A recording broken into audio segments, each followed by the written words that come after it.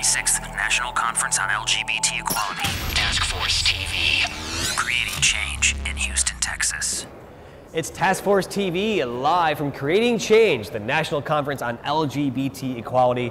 We're here in the Hilton Americas in downtown Houston, the host site for Creating Change 2014. I'm Tim Pogo, along with Darlene Nipper. Darlene, we have a lot to get to this week, and I'm excited. It's my first time. I'm going to resort to you, though, as the expert, having been at Creating Change a few times yourself. Well, a few. I'm still a baby. I've only been 7 times. There's some people who have been the entire 26 years that we've been doing it. They've been coming to Creating Change. It's an exciting show.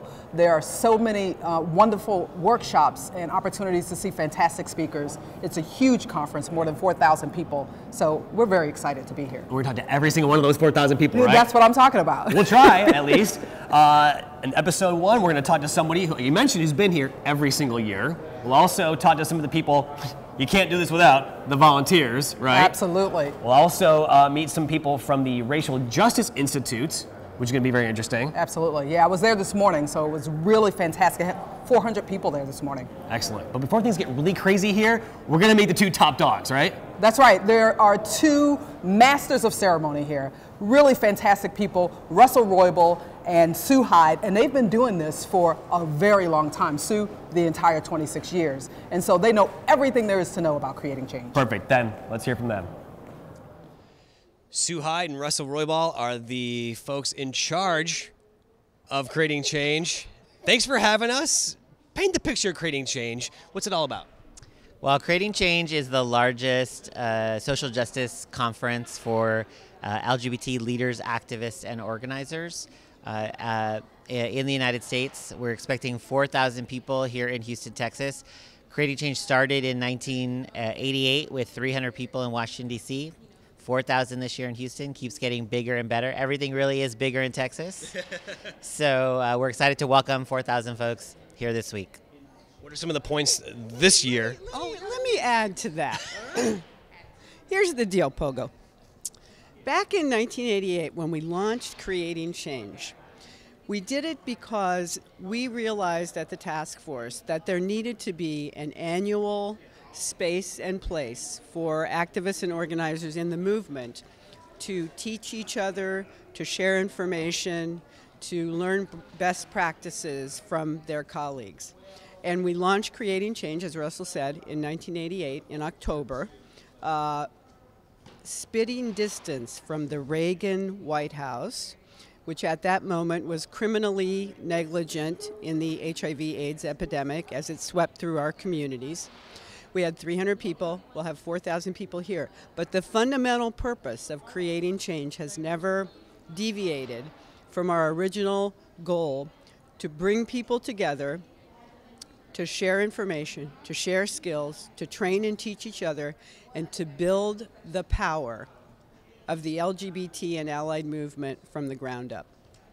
You mentioned HIV, AIDS, and violence also. These are 2 major points to be discussed this week, right? Absolutely. So you do this. My mind went blank. So like Sue said, in 1988, AIDS was tearing through our communities, and even though folks are living longer, and those of us that remember those days are not going to funerals every other day, it still is a huge issue. And so this year at the Creating Change Conference, there is a special focus helping recenter LGBT people and organizations on the scourge of HIV and AIDS. It has a lot, the infection rates amongst young gay men of color and young trans women of color they're alarming, they're appalling. And we have the ability to end AIDS in our lifetime, and that is one of the messages that we want to send from this conference, and why on Saturday our plenary session is a panel of leaders in the HIV and AIDS world that will basically issue a call to action for us to end AIDS in our lifetime. Let's rewind to last Creating Change. So some good things happened in 2013, right? Some states enacted some marriage equality laws, things like that. Maybe touch on some good points from last year, but also what's still ahead. What do you predict in 2014 and the work still to be done? Well, 2013 was obviously, in many ways, a watershed year. for our movement. We are now up to 16, or is it 18 jurisdictions where same-sex marriages can be performed, and nearly every state in the country now recognizes marriages performed elsewhere because of the fall of DOMA, the Defense of Marriage Act. So that is a tremendous change. And at the same time, Pogo, we are also facing in our community many other issues that are not touched by marriage-related victories. Many people whose lives actually are not fundamentally changed by those marriage victories. And so one of the issues that actually we did some work on last year in Atlanta at Creating Change 2013 was HIV/AIDS, although it took a different form than it will take this year. Last year, we did have workshop sessions on the program, but there was also a very important summit meeting of LGBT organizational leaders that took place in Atlanta at Creating Change 2013 that then led to Russell and myself and other leaders at the task force wanting to bring HIV/AIDS and the epidemic front and center here in Houston. Real quick, your favorite memory of past years of Creating Change? That is such a difficult question, Pogo, because there's so many. I've been to every Creating Change since 1995. I think probably the memory that pops out into my head right away is in 1995, I went to the People of Color Organizing Institute, and I had just come from the Task Force's Youth Leadership Training Institute a few months before. It's really what transformed me into making this my life's work. And that POC, People of Color Organizing Institute, transformed my thinking around the way that I think about myself and the way that I bring the multiple complex identities that I carry to the table. And it forever changed the way I identified, what I talk about, what things are important to me, and gave me the political analysis that I had been craving but didn't know how to articulate. So many memories. I think, though, something that really stands out for me is Creating Change 1991 in Minneapolis, Minnesota. It was the very first time we had taken Creating Change outside Washington, D.C., where our organization is headquartered. And our closing speaker was the Reverend C.T. Vivian, who was one of the key figures in the U.S. civil rights movement in the South, worked very closely with Dr. King. He was the very first non-LGBT person who addressed the Creating Change conference. His speech was artful, magnificent, uplifting. We had liftoff at the hotel after his speech. It was amazing, and forever after, it has been one of our goals to always have a strong non-LGBTQ ally on our plenary stage when we are able to do that. So it was amazing. Russell, Sue, thank you. I had to catch them now at the start of the week because once things get rolling, we don't have bags under our eyes yet. Carrying the walkie-talkie and everything. Thanks for your time. Have a great week, and congratulations on another great Creating Change. Thanks. Thank you. See you in Houston, y'all. Task Force TV, live from the 26th National Conference on LGBT Equality, Creating Change in Houston, Texas. I was looking at our schedule for the week and thought, woo, we're busy, but we have nothing on Sue and Russell, do we? That's right. They are very busy this week. And other people who are busy here, day one, right out of the gates, are one of the first day-long institutes. That's right. We have day-long institutes all week, but today we have the Racial Justice Institute, which is a very important institute. It's real talk about race and the LGBT community. We caught up with them, and here they are. I'm with Jamie, Becky, and Kathy with the Racial Justice Institute here at Creating Change. They do an all-day event of activities here at Creating Change. So Jamie, tell us what you guys are up to this week and what sort of things you discuss and do here. Sure. Well, excited. Thank you for asking. And we are glad to be back at the Task Force Creating Change Conference again. This is our third time doing the Racial Justice Institute. We've been doing it here since around 2012, 2011. And what our focus is around how we build a racially just movement within our LGBTQ work. We are coming in on the shoulders of many folks who have come before us during this work, from the People of Color Institute to some nuance of doing a more broad-based Racial Justice Institute, and got invited in through the Academy leadership with the task force leadership in the Academy, Evangeline Weiss, and some of her staff, to consider what it would look like for us to take leadership for the program.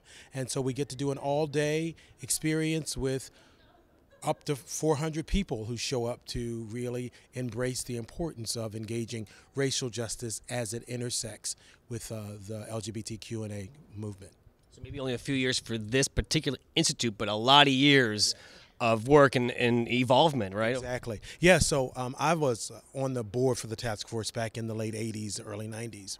And in that space, we were really beginning to talk about what it meant to build a movement that was connected not just around LGBTQ issues, but also to really see how are we engaged at the intersections of all of those identities. And over the last 20 or so years, most of our movements have really taken a deeper look at that and are looking at intersectionality and what it means for us to be allies and strong supporters and collaborators across these identities, and that oppression is oppression, and while they may manifest in different ways, none of us are free until we all are free. So there's been a lot more building of community and building of skills to engage effectively across all of it. Given our context in the U.S., we know that race and the history of race in the U.S. is a salient piece. And so we've been working hard for all these years to kind of continue to build our skills around that. Yeah. Tell us about some of the topics of the sessions and seminars that'll be happening during the Institute. I mean, a hot topic in 2013 was the Supreme Court kind of gutting the Voter Rights Act. Is that something that's going to be discussed here? Well, within the Racial Justice Institute, what we do is we focus on race. Right? And so that could be a part of the conversation, but we really spend time and intentionality of how do we show up as race beings within stuff that has happened, right? And so as I hear your question, we spend time as a large group because we got to work across race in all of these movements, as well as spend time within light groups. So we have some time with people of color, have some time as people who identify as white or white ancestry. And then I think this is the third year that we're really intentional on creating space for people who are mixed race identity or bi or multiracial, because that's such a different experience. And then within that particular community, because that's a part that I lead as a biracial person, is, where do we go? As we think about, who we are as race beings within the intersection of the LGBT community and what all of that means and how it plays out in our lives. So that's a piece. Can you describe that sort of intersection between race and sexuality? Well, as a white person, when I was growing up, I came out as lesbian, and I thought all LGBT, actually at the time it was just lesbian and gay, just thought we were all white. And people of color were really on my screen, a periphery. And I think I'm like a lot of the white, at that point, lesbian and gay, and then we moved to bisexual, and then finally got to trans. And so the intersection for me is, so much of the movement seems to have been built on this idea of what is whiteness, white privilege, and how we run our meetings, how we run conferences, just how we do ourselves. And that might not make sense to a lot of folks because whiteness is often invisible and we don't even see the concepts and the ways of being that we have positioned as privilege the way it should be in professional as opposed to just one way of being. And so a lot of what I think we'll be doing tomorrow is particularly helping the white folks look at within LGBTQA communities, how have we unconsciously, unintentionally, often without malice, had our racist attitudes and our racist behaviors come up. So our dynamics really have whites, the leaders, centered. The way whites do leadership is the only way, the right way. I was about to say the white way. And to really begin to look at how do I perpetuate privilege and marginalization around race without even intending to. And also some of the dynamics we'll be doing in the group, especially in the white caucuses, is doing some digging to see if they're like me, and many whites are, what are some of the racist attitudes and behaviors that I grew up with and still hold on to and perpetuate with hardly even knowing it. Because when I show up in whiteness and white privilege and internalized dominance, how's that for jargon? Then I negatively impact my colleagues of color. There's no way to really partner. And I think most groups will disintegrate, or the folks of color will leave or will set up a separate group, as opposed to learning to partner and work together, particularly following the leadership of folks of color. I would add, and similarly, as we are working this in the Institute for People of Color, that we are often living our experience as race beings, sometimes unexamined, and not knowing how we show up often in LGBTQ&A spaces, often not trusting our own voice, having our own perspectives valid or validated, respected and heard. And so how do we navigate our own internalized oppression? How do we navigate showing up in a way that we use our full powerful voices? And often, because of the intersections of race and sexual orientation, particularly if you identify as marginalized or subordinated, depending upon where you grew up or where you come from as a person of color, you may not have had the space to engage both of those pieces of you. The place where you may have gotten the most pain may have been the only place that you've done the real internal deep work. And so if I come from a place where I've been most hurt by my own people of color community, as an LGBT person, so I've been excluded because of that, then I may identify more with LGBT because that's where I found support in the white LGBT community. If I've really had a different kind of experience around race, and it just really depends. And so the intersection of being subordinated or one down or marginalized on both sexual orientation, gender identity, and race is a part of what we try to navigate in our time together as well. So inviting folks in that discussion.